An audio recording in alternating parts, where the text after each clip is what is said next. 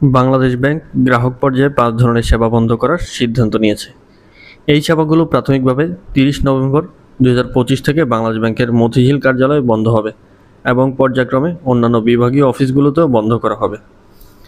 চলুন জেনে নেই বাংলাদেশ ব্যাংকের কোন ৫টি সেবা গ্রাহক পর্যায়ে বন্ধ হচ্ছে।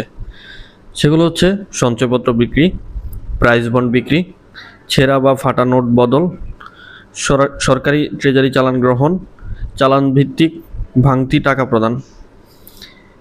বাংলাদেশের কেন্দ্রীয় ব্যাংক কেন এই সিদ্ধান্ত নিল? কেন্দ্রীয় ব্যাংক তার মূল নিয়ন্ত্রক ভূমিকা পালনে আরও বেশি মনোযোগ দিতে এবং নিরাপত্তা জোরদার করার অংশ হিসেবে এই সিদ্ধান্ত নিয়েছে।